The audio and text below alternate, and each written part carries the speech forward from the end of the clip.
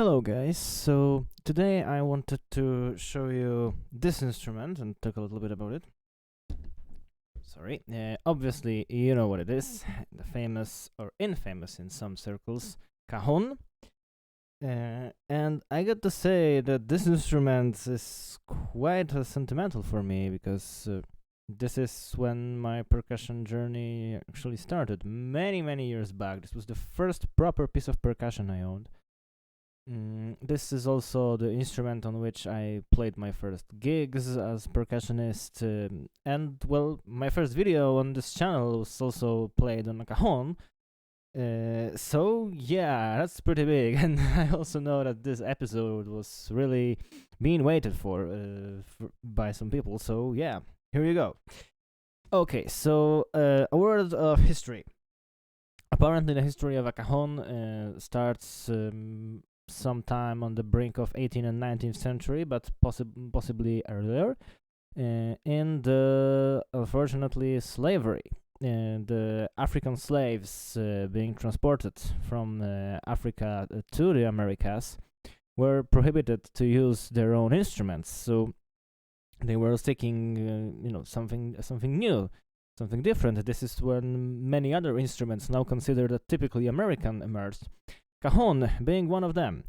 However, cajon is more of a Southern American instrument, as you may guess by the name. It's in Spanish, and it literally means a crate or a box. And this is not a coincidence, because that's how it started. The people used to just sit on the boxes and tap on the front part, and that's how it all started. Then this method of playing came to the Peru. And then the cajon started to get its modern shape, less crate-like, more slender and higher. The front wall became thinner, and it's not glued to the rest, all the walls are glued together, but not the front.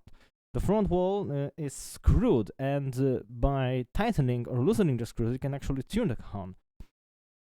However, mine, I don't think how it is tuned, because this was the cheapest cajon I could get my hands on. It's the one that you have to assemble yourself, the IKEA cajon.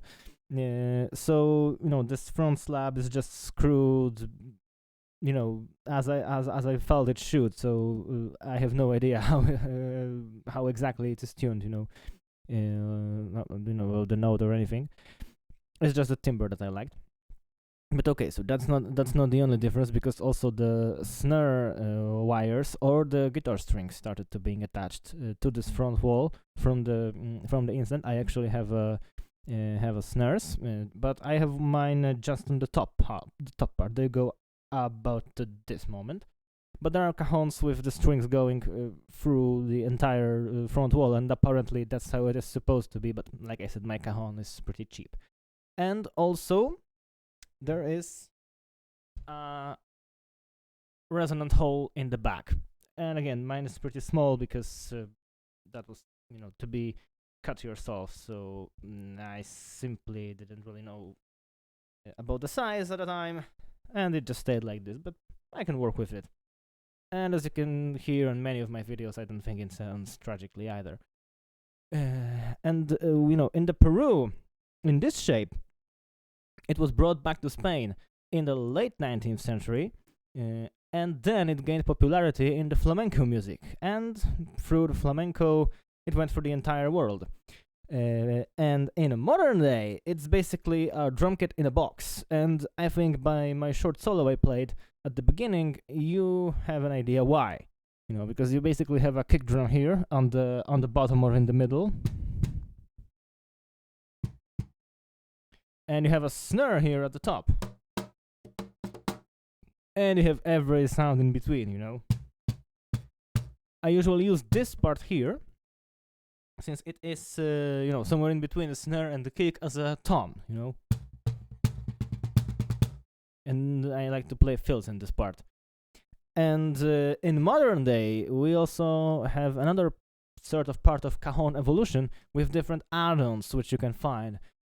I use only one. It's this slap castanet here, but I really like it.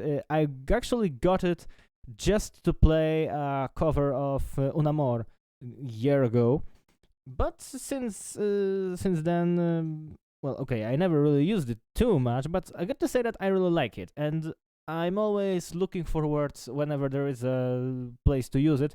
Unfortunately, it's not many, but some time ago I played the Scarborough Fair when I put it to really good use as a main, snare type of accent.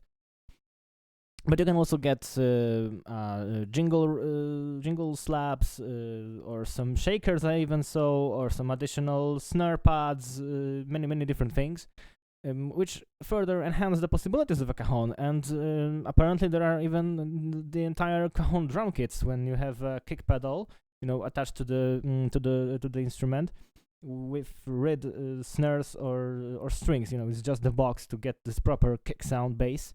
Then you have the pad with snares, the tambourine. I mean tambourine also, but hi hat, and so on.